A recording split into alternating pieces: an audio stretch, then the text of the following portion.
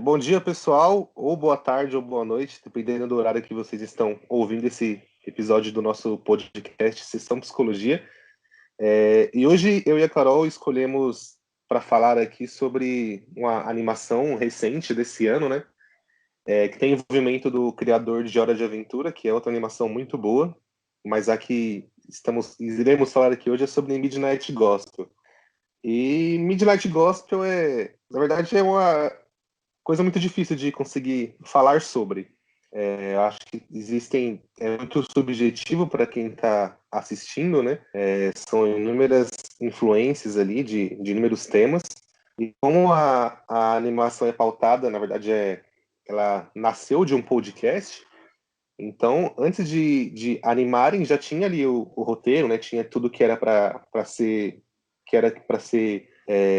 pensado para animação através do podcast. Então, eles pegaram o podcast já feito e animaram com base nisso.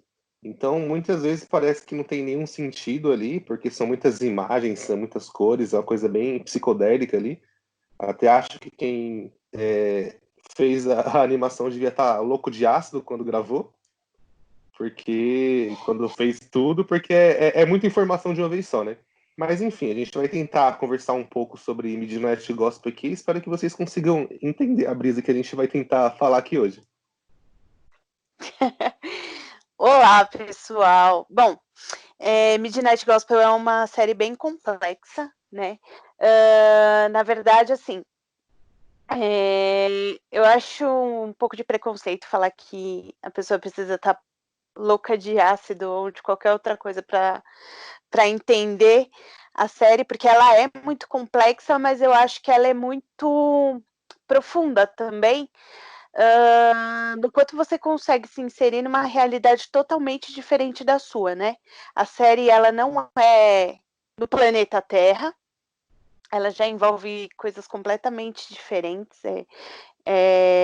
O Clancy, ele é uma pessoa ou um ser que não vive no planeta Terra, ele vive em outro mundo, e ele consegue viajar no tempo e para outros planetas, para entrevistar pessoas para o seu EspaçoCast.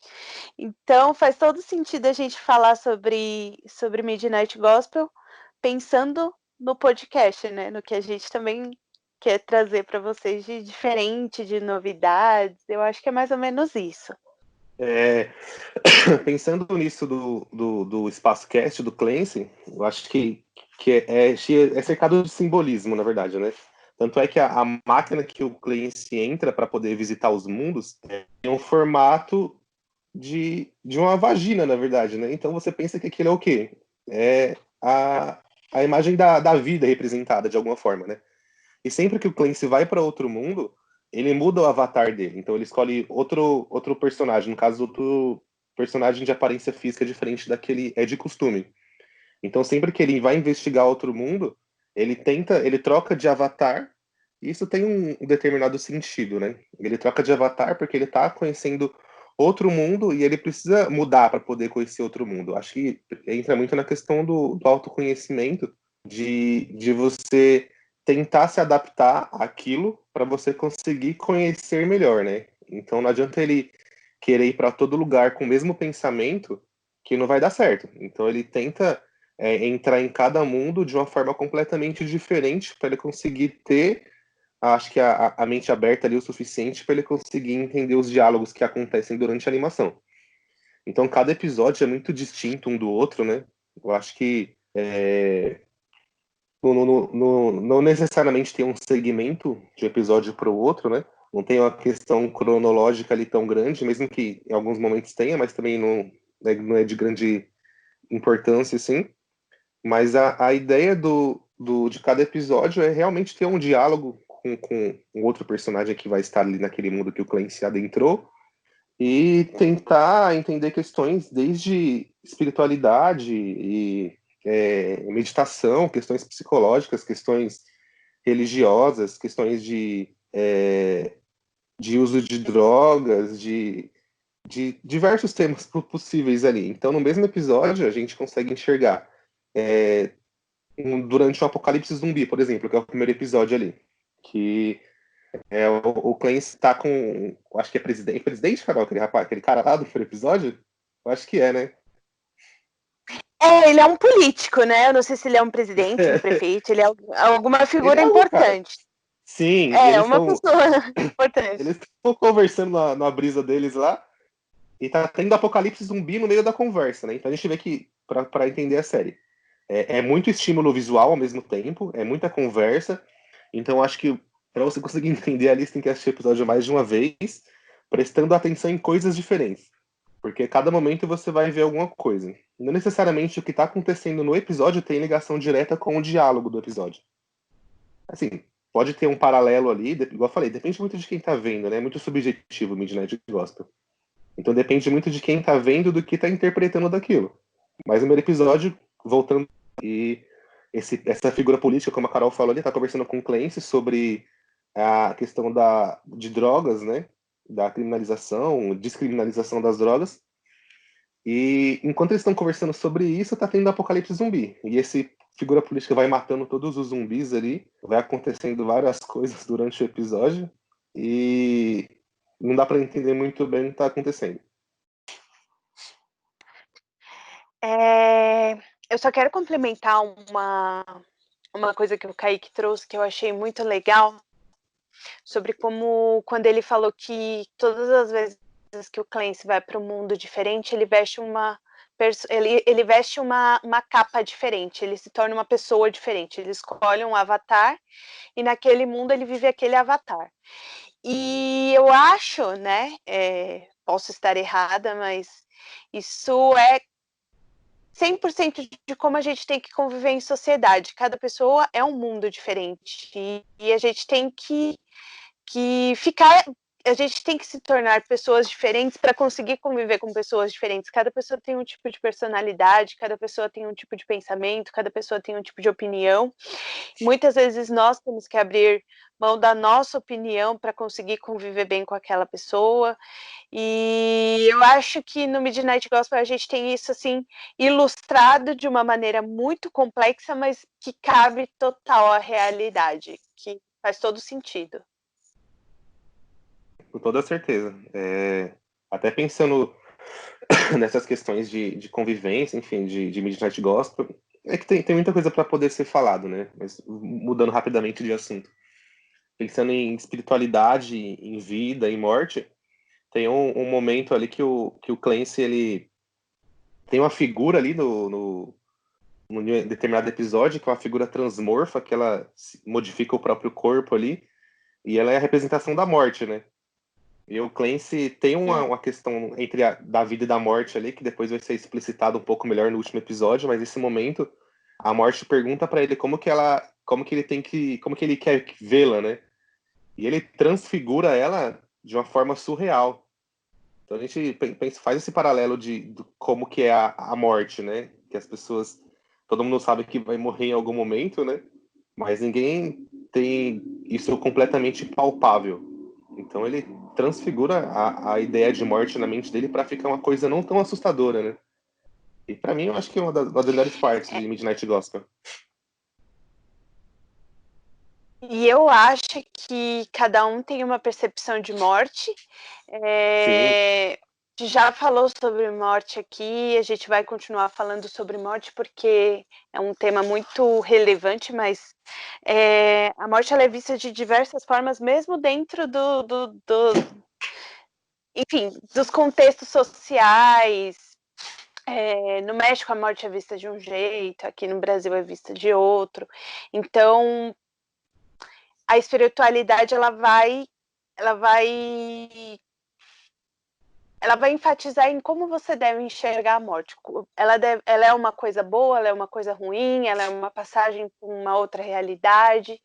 Como que você enxerga a morte, né? E ele transfigura justamente porque ele tem medo de como é a morte. exatamente. Ele deixa claro nesse momento que ele perdeu a mãe, né?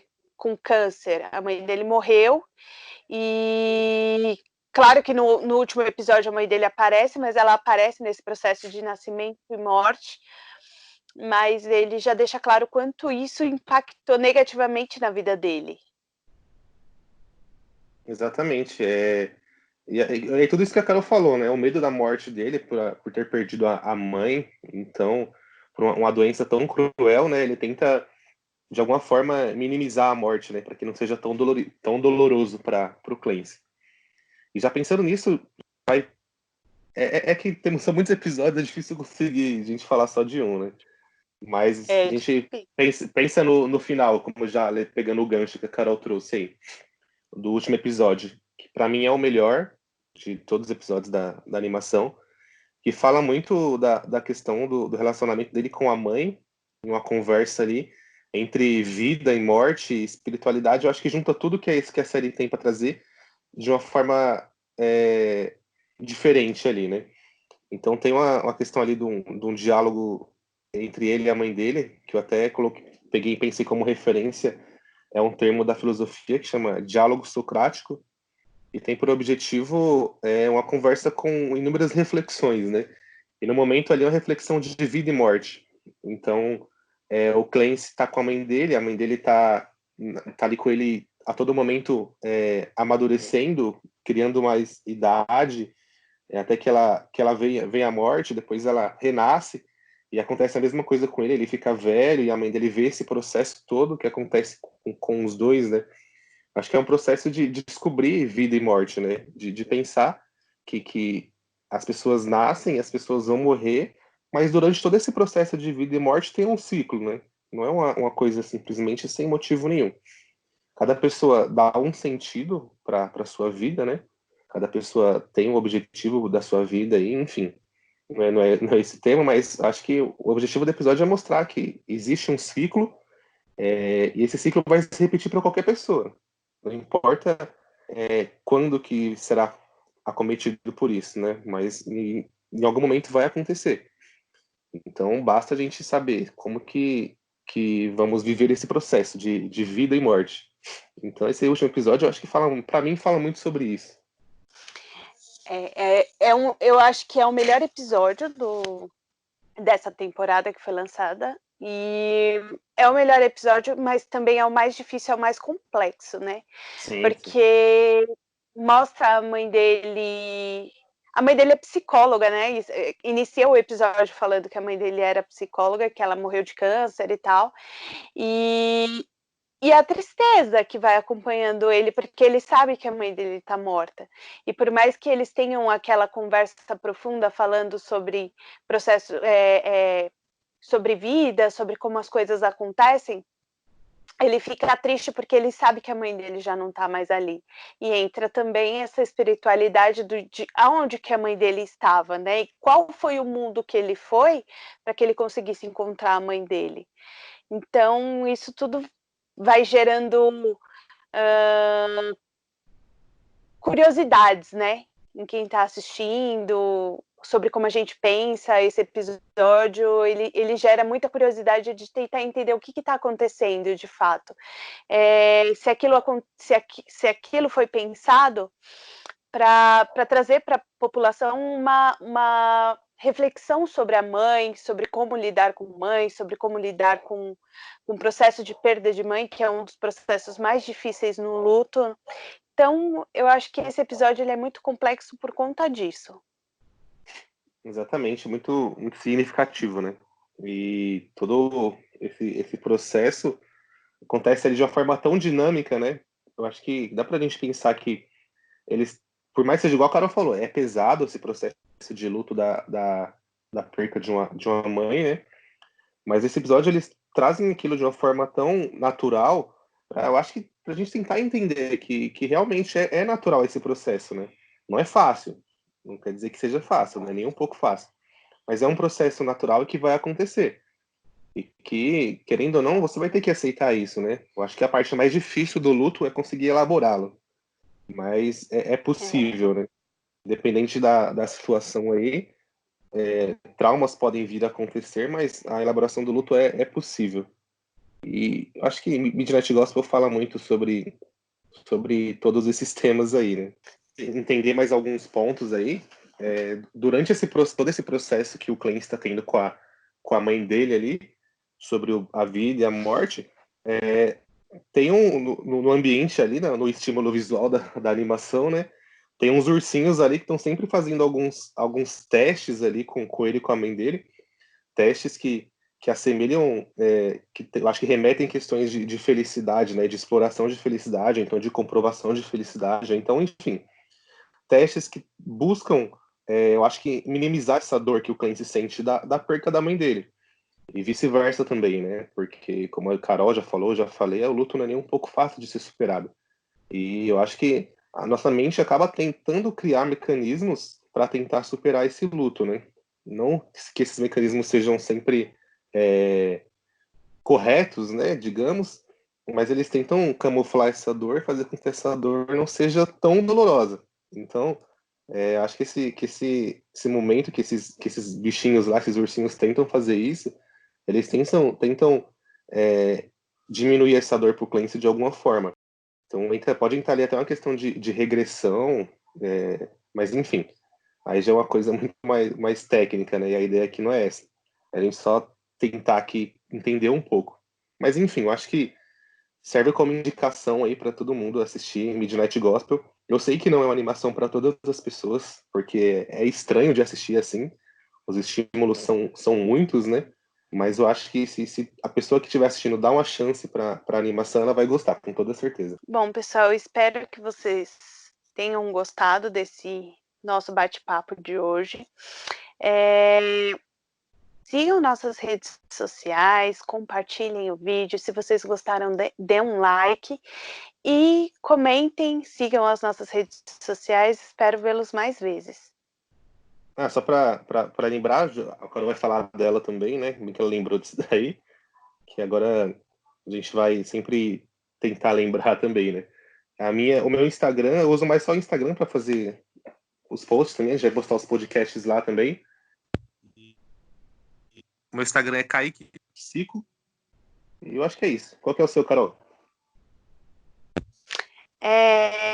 Psico.carolina, com K no início.